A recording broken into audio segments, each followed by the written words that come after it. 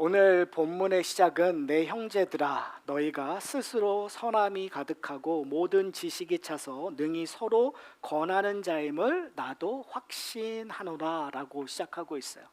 이 의미가 뭘까요? 사실은 저희가 14장에 살펴봤듯이 이 이야기는 연약한 자를 품어주고, 그렇죠?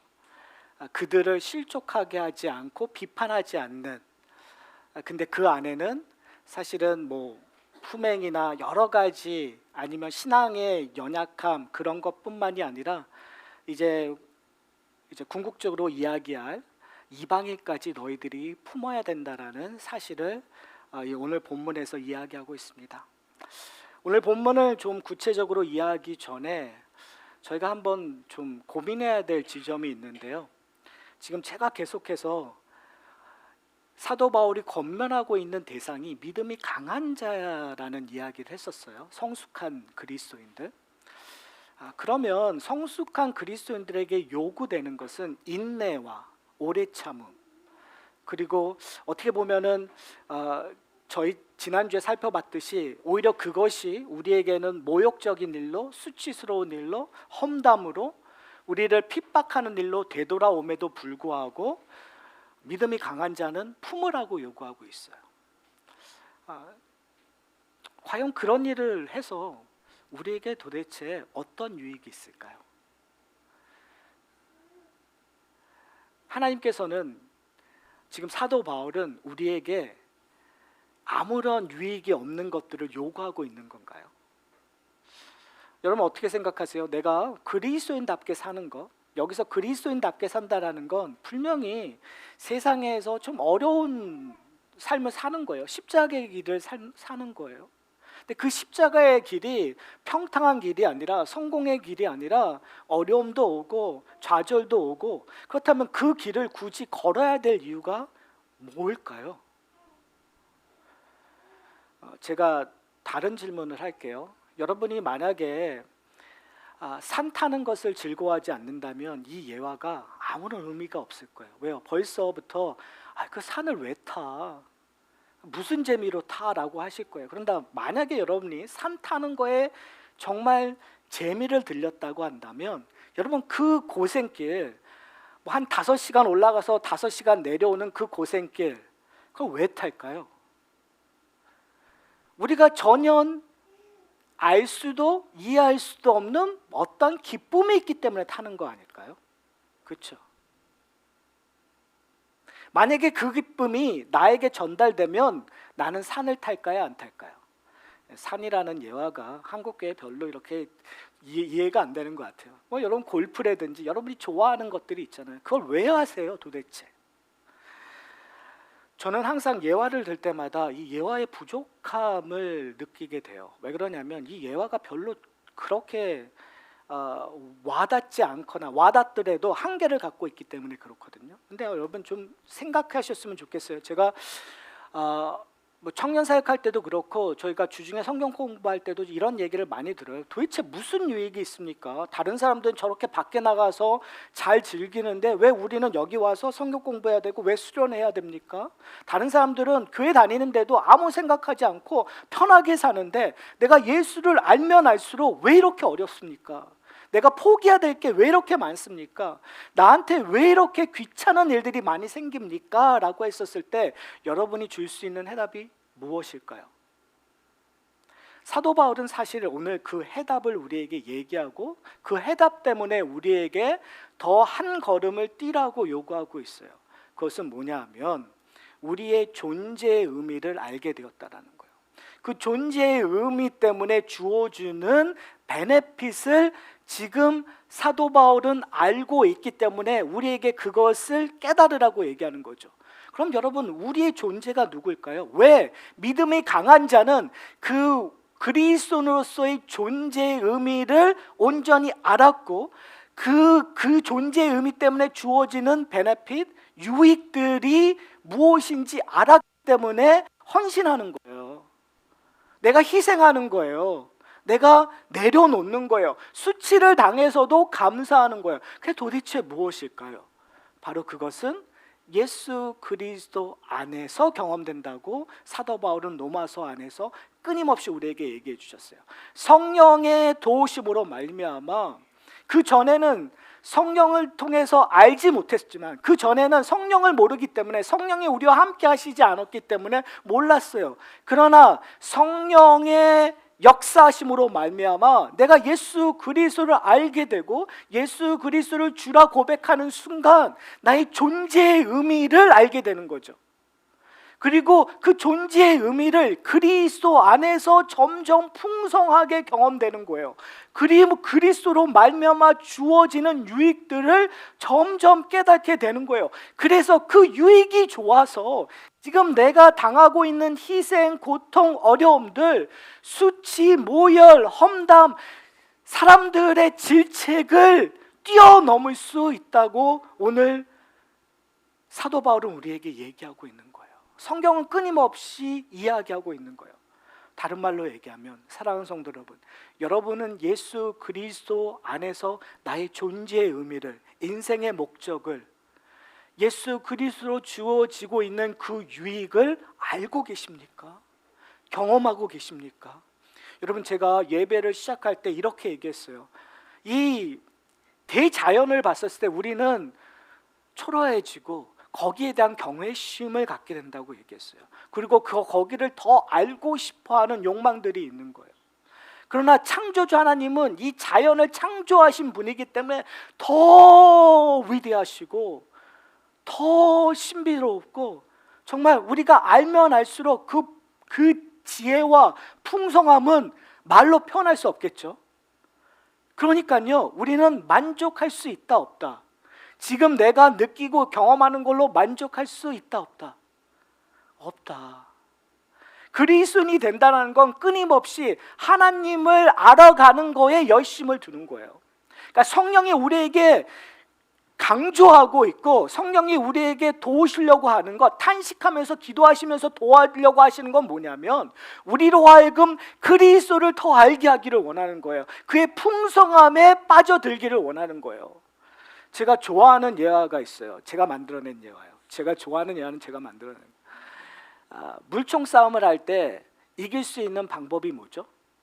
물탱크가 많으면 돼요. 그렇죠? 옛날에 99전짜리 조그만 권총으로 물싸움을 할 때 이길 수 있는 확률은 없어요. 그러나 한 100불짜리 탱크가 5리터짜리 집어넣는 그 건을 놓고 전쟁을 하면 너무너무 좋아요. 왜요? 거기는 물이 떨어지는데 나는 아직까지도 쏘고 있으니까요. 그러니까 즐겁잖아요. 기쁘잖아요. 그런데 여러분, 내가 이 내 워러건의 그 물 튜브를 수영장에다 꽂고 있다고 하면 여러분 어떨까요?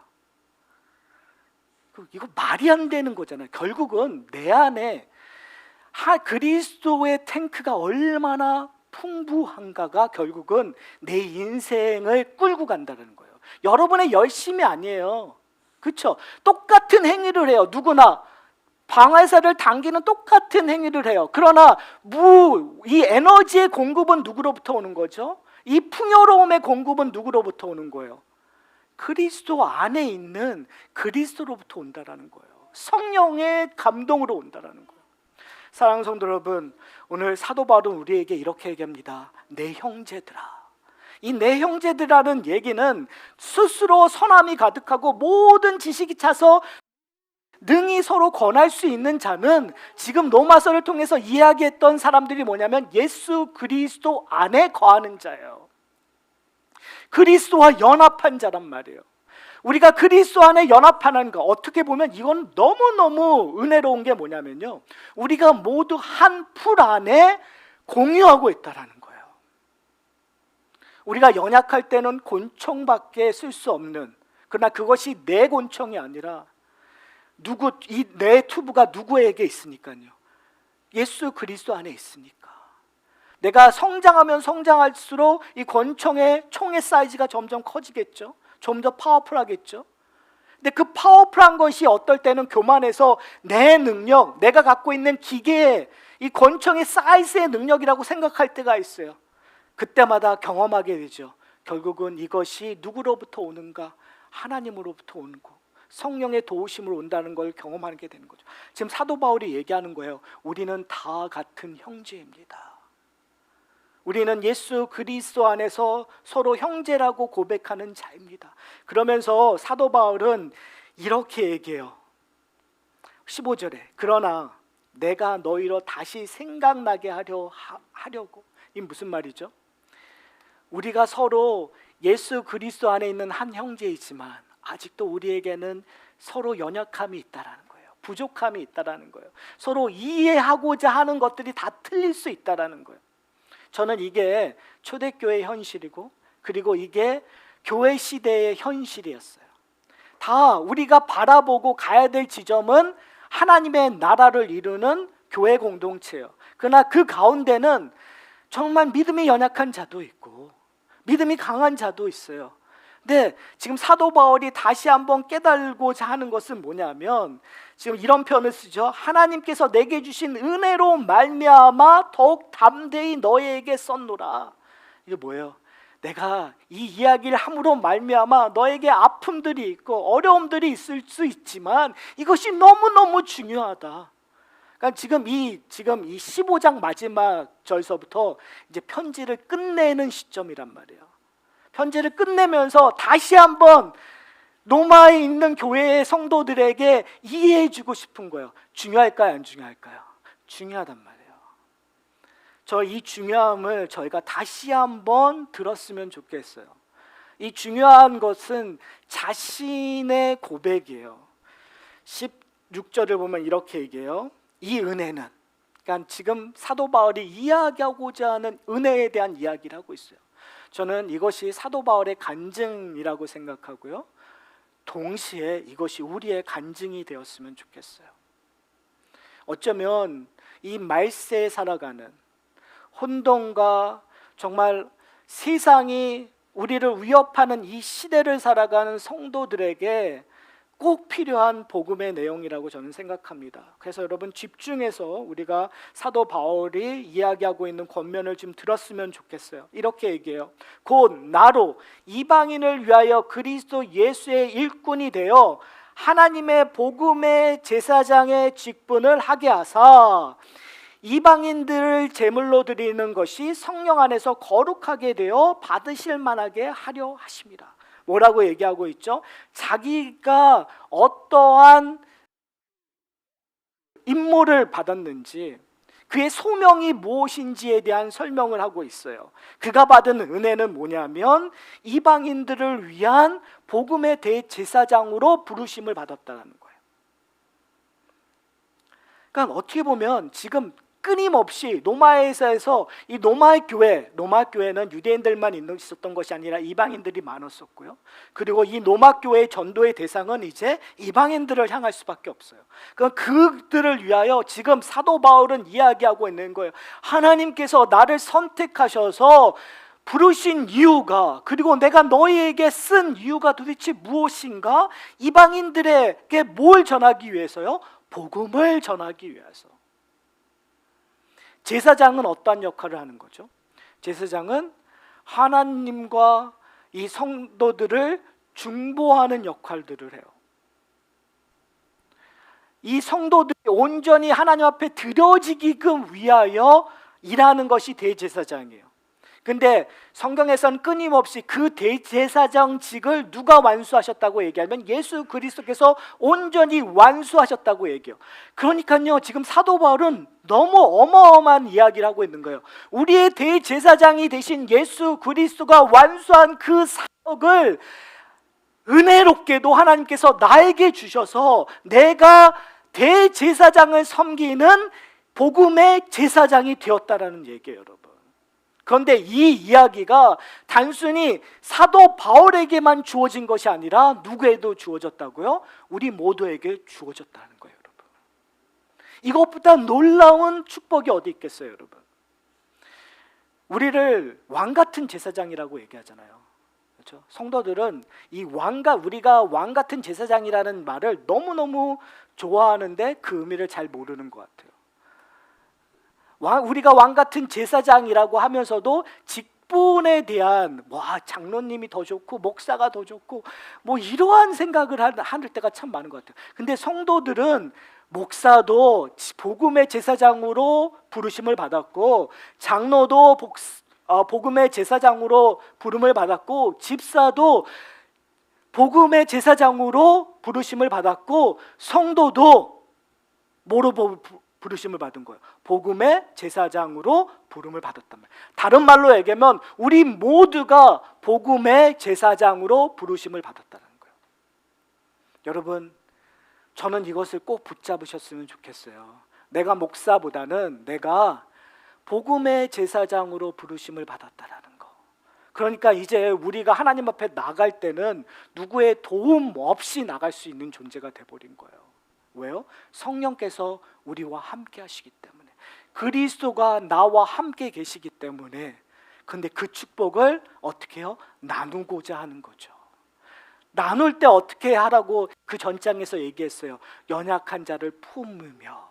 내가 희생하더라도 그들을 온전하게 하기 위하여, 그들이 온전한 제물이 되기 위하여 누가 죽는 거예요? 여러분, 예수님께서 대제사장이 되기 위하여 하신 일이 무엇이죠? 그 자신을 제물로 드려 십자가에 달려 죽으신 거란 말이에요. 누구를 구원하기 위하여? 이방인들을 포함한 모든 하나님의 백성들을 구원하기 위하여. 사도 바울이 얘기하는 거예요. 너희도 예수 그리스도가 자신을 드려 하나님 앞에 온전한 예배를 드렸던 것처럼, 제사를 드렸던 것처럼, 너희도 누구를 위하여? 아직 연약한 자들을 위하여 너희가 희생하라는 거예요, 여러분. 그런데 그 희생이 어떤 의미가 되냐면, 희생이 아까운 희생, 의미 없는 희생이 아니라 희생에는 기쁨이 있고 희생에는 의미가 있는 것으로 변한다는 거예요. 여러분, 우리는 그래도 적어도 의미 있는 희생은 하잖아요. 여러분 안 하셨어요? 우리 한국 사람은요, 애국심에 대한 것들, 이 국가에 대한 의식들이 있어서요, 그런 훈련을 저희가 도덕 시간에 많이 배웠어요. 그러니까 자동적으로 우리에게는 어떤 의미 있는 거에 희생할 수 있다고 얘기해요. 그래서 효를 강조했었잖아요, 여러분. 도덕 시간에 효에 대한 얘기 안 했나요?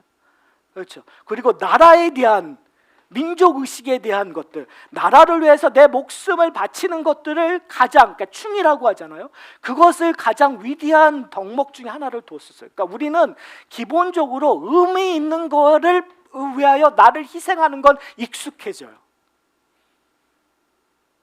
그러니까 교회에서 헌신을 요구했을 때 교회에 대한 의미 있는 것들을 얘기하면 성도들은 헌신할 수 있어요. 나의 모든 걸 바칠 수 있어요. 근데 지금 사도 바울은요, 오히려 우리가 생각하기에 의미 없는 거에 희생하라고 얘기해요. 믿음이 연약한 거에 희생하라고 얘기해요. 이방인들, 정말 하나님을 알지도 못하고 찾지도 않고 심지어는 우리를 핍박하는 사람들을 위하여 너희들이 희생하라고 얘기한단 말이에요. 여러분, 이게 쉬울까요? 어려워요.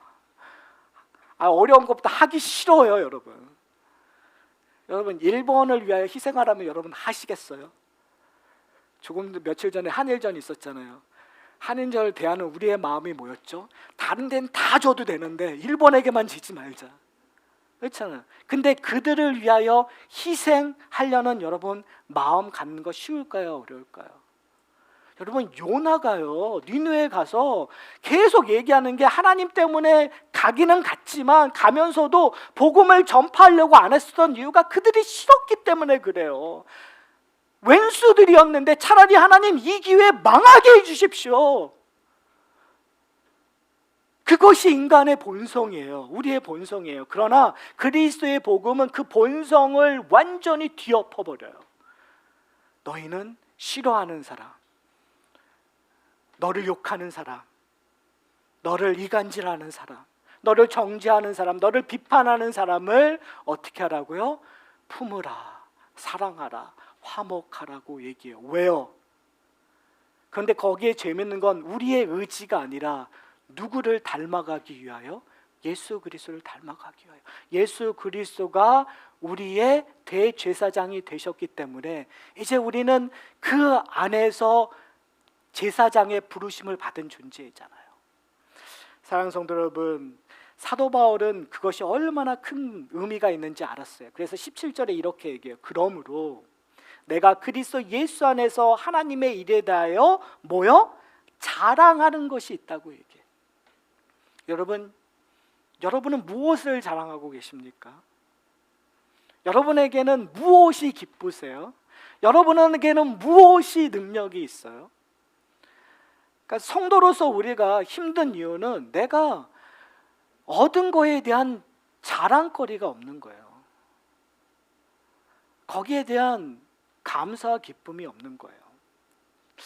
마태복음 13장을 보시면은요, 마태복음 13장에는 천국에 대한, 그러니까 마태복음 자체가 천국의 비밀에 대한 이야기를 참 많이 해요. 근데 마태복음 13장에 보면 천국의 비밀들을 뭐 씨 뿌리는 비유를 한다든지 여러 가지 비유가 있는데 44절에 보면 그 세 가지 비유를 들면서 이렇게 얘기해요. 제가 읽어드릴게요. 천국에는 마치 밭에 감추인 보화와 같으니 사람이 이를 발견한 후에 숨겨두고 기뻐하며 돌아가서 자기의 소유를 다 팔아 그 밭을 사느니라 라고 얘기하고 있어요. 여러분, 보화가 무엇인지 아는 사람은 그 보화를 발견하는 순간 그 값어치를 이해하겠죠. 그렇죠? 근데 지금 어떤 사람이 밭에서 일을 하다가 보화를 발견했어요. 그럼 그 보화를 발견해서 이 사람이 하는 건 뭘까요? 지혜로운 일들은 오늘 본문에서 얘기하는 것처럼 자기의 소유를 다 팔아서 이 땅을 사는 거예요. 왜요? 땅의 값어치보다는 보화의 값어치가 월등히 많으니까요. 그렇죠?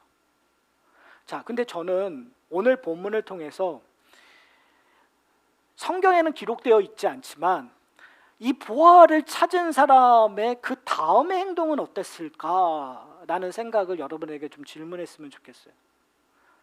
땅에서 보화를 발견해서 그 땅을 샀어요. 그러면 그 보화를 발견한 사람은 어떠한 반응을 했을까요?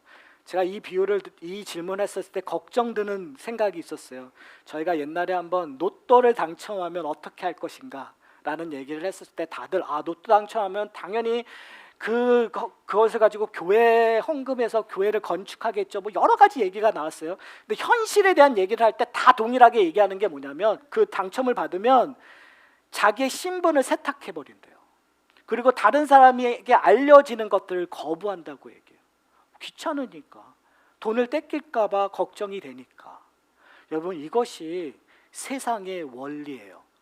그러나 성경에서 얘기하고 있는 이 보화를, 하나님의 나라를 찾은 사람들은 그와 반대되는 역할을 하죠. 그러니까 우리의 상식선에서 이야기하는 것은 분명히 감추고 나만 알고 있다가 조금씩 쓰는 거겠죠. 근데 우리는 정말 그렇게 복음을 이해하고 있는 것 같아요, 여러분. 우리는 기쁜데, 우리는 예수 그리스도를 안다고 하는데 그거는 나만, 그리고 좀 더 알면 우리 가족들만 좀 알고, 그거 조금 더 확대하면 우리 교회 공동체만 알고, 그냥 거기서만 다 끝나는 것 같아요. 그것도 조금씩. 내가 보물은 정말 어마어마한 액수의 보화가 나에게 주어졌는데 그거를 밝혀 드러내는 건 아주 조금씩, 정말 가끔 얘기하고 있는 그것이 우리의 현실이에요. 그리고 심지어 그걸 받았는지 안 받았는지 감추고 생활하는 거, 정말 로또에 당첨되었던 세상 사람들과 별반 다르지 않게 살고 있는 것이 우리의 문제예요. 그러나 성경에서 얘기하고 있는 그 보화는 어떻게 해요? 보화가 되면 그 보화를 나누어 쓰라고 얘기해요. 거저 받은 거기 때문에 내가 부자됨을 알리고 가난하고 소외된 사람들에게 나누어 주라고 얘기를 해요. 광고하라고 얘기해요. 내가 그리스도인입니다. 내가 이렇게 좋은 것을 찾아냈습니다. 내가 좋은 것의 기쁨입니다. 여러분, 이럴 때 꼭 우리가 얘기하는 게 그럼 그 땅 주인은 어때서? 그 땅 주인 얼마나 배 아플까? 여러분, 비유의 핵심은 이 밭이라는 것, 저 신학자가 아주 정확히 얘기한 건데, 이 밭이라는 걸 어떠한 소유가 아니라 세상이라고 생각하면 딱 좋다고 얘기해요. 세상에서 하나님이 만들어진 이 세상에서 보화를 발견한 거예요.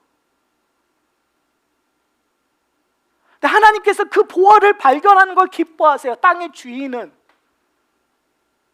그리고 그것을 발견해서 널리 쓰기를 원하시는 것이 하나님의 뜻이에요, 여러분.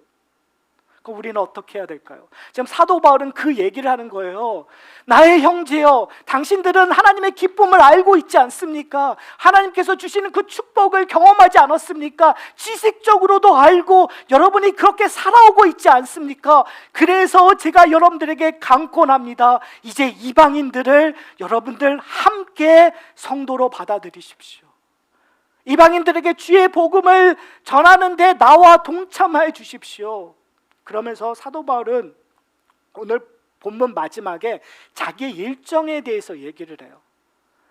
내가 복음을 전하는 일, 예루살렘서부터 이 먼 땅까지 이루리온까지 내가 편만하게 복음을 전파하는 일을 했었다. 근데 이제 나에게 또 다른 소망이 있어서 이제 서버나로 가게, 그러니까 스페인 지역이죠. 그쪽으로 가게 되었다. 근데 내가 가는 도중에 너희와 만나 교제하기를 원한다고 얘기를 해요. 오늘 본문에서 24절에 보면 이렇게 얘기해요. 이는 지나가는 길에 너희를 보고 먼저 너희와 사귐으로 얼마간의 기쁨을 가진 후에 너희가 그리로 보내주기를 바람이라. 동역으로 초대하는 거예요. 지금 사도 바울은 로마의 교회를. 근데 그 동역으로 참여하기 전에 사도 바울이 간절히 원했었던 것이 있어요. 그것이 뭐냐면 사귐의 기쁨을 나누기 원합니다. 사랑하는 성도 여러분, 그리스도 안에서 나의 존재의 기쁨을, 존재의 의미를 알고 그것이 주고 있는 기쁨을 알고 그 풍요로움을 알게 되면 이제 우리가 해야 될 다음 단계는 나눔의 기쁨을 누리는 거예요. 여러분의 일상 속에서, 다른 말로 얘기하면 여러분의 발견한 보화를 나누기 시작하셔야 돼요. 문제는 뭐냐면, 우리의 근본적인 문제는 내가 발견된 보화를 모르고 있기 때문에 우리는 세상의 것들로 나누려고 한다는 거죠. 세상이 좋아하는 걸로 나누려고 해요. 여러분, 오해하지 않고 들으셨으면 좋겠어요. 이거는 제가 왜 오해하지 말라고 얘기하냐면, 제가 다른 교회 집회를 가서 이런 얘기를 했어요. 그러니까 제 말실수죠. 근데 이런 얘기를 했어요. 설교 시작하기 전에 제 나름대로 너무 대접해 주신 것들이 너무 감사하니까 정말 매 끼를 말도 안 되게 대접을 해주시는 거예요. 그래서 너무너무 감사해서, 그리고 제가 사역했던 교회니까 그 교회에다가 이런 얘기를 했어요. 이렇게 사육해 주셔서. 실수하긴 실수했더라고요. 그러니까 이렇게 사육해 주셔서 정말 감사했습니다. 너무너무 좋습니다. 너무너무 행복합니다. 그리고 끝나고 나서 정말 그것 때문에 곤욕을 치르긴 했어요. 제가 왜 이런 예를 드냐면, 우리는 우리식으로 우리가 좋은 거를 대접해야 된다고 생각을 해요. 누군가를 왔었을 때 정말 좋은 걸로.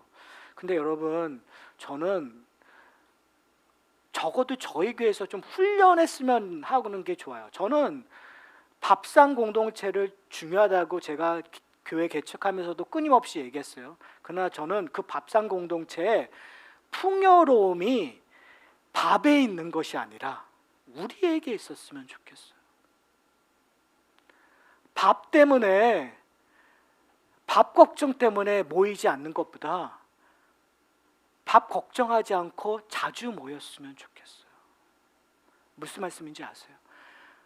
우리는 모임할 때보다 왜 이렇게 진수성찬인지 모르겠어요. 사실 저도 그랬습니다. 그렇죠? 그래도 저희 집에 오니까 저희도 뭐 하나 더 해야 돼. 근데 저 오늘부터 바뀌겠습니다. 진수성찬 안 내놓을 거예요. 그냥 피자 오더해서 피자 먹을 거예요. 여러분, 제가 왜 뭘 강조하냐면, 여러분, 그냥 반찬 없어도 되고, 그냥 밥 없어도 되고, 중요한 건 우리가 나눌 것이 무엇인가가 중요하다는 거예요. 사도 바울은 뭘 나누기를 원했죠? 사귐의 기쁨을 나누기를 원했어요, 여러분. 또 하나 제가 여러분에게 부탁드리고 싶은 건, 사실은 저도 그래요. 저도 목사잖아요. 근데 저의 약점이 뭐냐면 저는 아이인 것 같아요. 이게 내향적인 사람인 것 같아요. 내향적인 사람이니까 제가 막 뭔가를 해서 초대하고 이런 것들이 되게 힘들어요. 제가 어딜 가겠다고 손도 내가 갈게요라는 얘기하는 게 되게 힘들어요. 근데 우리 가운데 성격에 정말 외향적인 분들이 있어요. 제가 간곡히 부탁하는데, 외향적인 분들이 자주 초대해주고, 그러면 그 초대함을 받으면 우리가 또 서로 한번 초대받으면 한번 초대하게 되거든요. 이게 인지상 인정 아니에요. 사랑하는 성도 여러분, 형식이 중요한 게, 제가 형식을 얘기하려는 것이 아니라 사귐의 기쁨을 경험하셨으면 좋겠어요. 근데 사실은 이 사귐의 기쁨은 어디서부터 시작되냐면 우리의 가정서부터 시작이 돼요. 사랑하는 성도 여러분, 제가 이민교회의 모습을 보면서 다른 목사님들하고 얘기할 때도 그렇지만, 이민교회의 모습이 겉은 화려하지만 속은 많이 힘들어요. 이민교회 가정들이 많이 붕괴되어 있어요. 사실은 부모와 자식 간의 대화가 단절된 지 오래예요. 심지어 할아버지와 손자의 관계는 더 그렇겠죠. 이유는 많아요. 바쁘니까, 그리고 또 언어가 틀리니까 대화하기 어렵다라는 게 있어요. 여러분, 우리는 만남의 기쁨을 누리셔야 돼요. 언어가 불편하면 불편한 대로 만나셔야 돼요. 근데 이거는 누가 해야 될까요? 급한 사람이 하셔야 돼요. 제가 왜 이런 얘기를 하냐면, 젊은이들은 급하지 않습니다.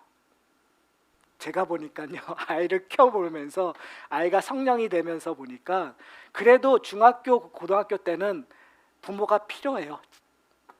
그 급함을 해결해 줄 수 있는. 그런데 자기네들이 장성해서 커지면 절대 그렇지 않는 것 같아요.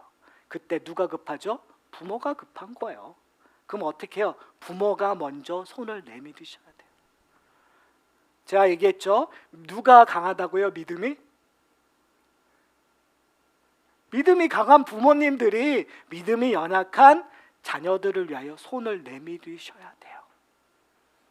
이거는 내가 부모로서의 존경을 받느냐의 문제가 아니라, 저는 그 문제라고 몇 년까지만 해도 생각했습니다. 근데 그게 아니라 우리가 내밀어서 뭘 하셔야 돼요? 나눔의 기쁨을 누리는 것이 축복이기 때문에 그래요.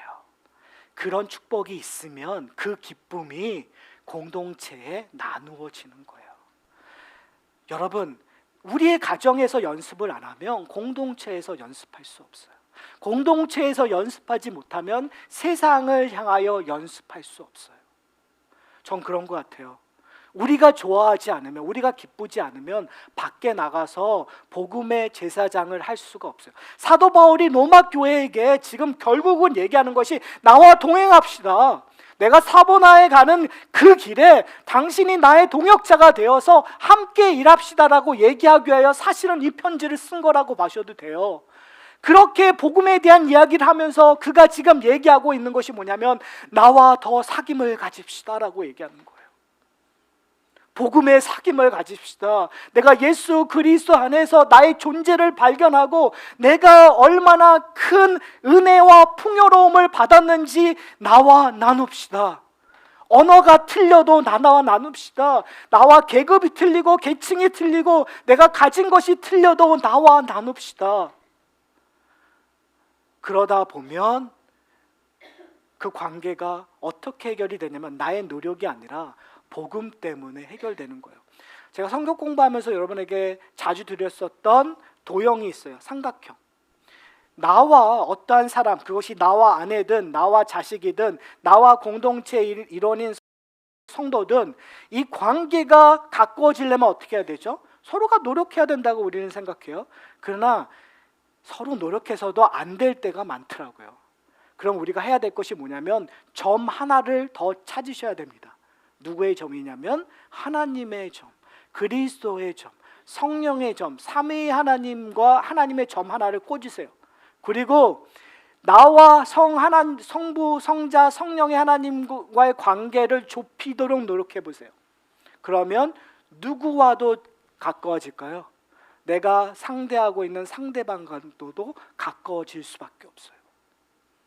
왜요? 성경은 우리에게 화해하라고 요구하고 있으니까. 성경은 우리에게 서로 사랑하라고 요구하고 있으니까. 성경은 우리에게 믿음이 강한 자여, 네가 먼저 사과하고 용서하고 화해하라고 얘기하고 있으니까. 손해보라고 얘기하고 있으니까. 그러니까 어떻게 해요? 노력하는 거죠. 노력하는 거죠. 그러다 보면 그 나눔이 풍성해지는 거예요. 사랑하는 성도 여러분, 이제 설교를 마치려고 합니다. 사도 바울은 우리에게 형제라고 부르고 있어요. 그리고 사도 바울 자신의 경험을 통해서 그가 예수를 죽이려고 예수를 핍박했던 그 자인데 성령의 은혜로, 하나님의 은혜로 그가 이방인들의 대제사장, 이방들의 사도가 되었어요. 근데 지금 사도 바울은 우리에게 이렇게 얘기하는 거예요. 너희도 나와 같이 이방인의 제사장이 되었다. 너희도 복음의 사도가 되었다. 복음의 전령자가 되었다. 그래서 고린도 후서 5장 20절에 이렇게 얘기해요. 그러므로 우리가 그리스도를 대신하여 사신이 되어 하나님이 우리를 통하여 너희를 권면하신 것 같이 그리스도를 대신하여 간청하노니 너희는 하나님과 화목하라. 하나님과 화목한 자는 누구와 화목할 수 있는 거예요? 성도들과 화목할 수 있고 내 자식과 내 부모와 내 아내와 내 남편과 세상과 화목할 수 있는 거예요. 근데 그것을 누가 하셨다고요? 예수 그리스도가 우리를 위하여 그것을 하셨어요. 사랑하는 성도 여러분, 이 은혜 안으로 들어가시기를 소원합니다. 하나님께서 우리에게 그리스도를 통하여 영광을 보여주신 그 풍요로움 안으로 들어가시기를 소원합니다. 그래서 우리를 의지하는 것이 아니라 예수 그리스도를 의지하고 나가는 저와 여러분이 되시기를 소원합니다.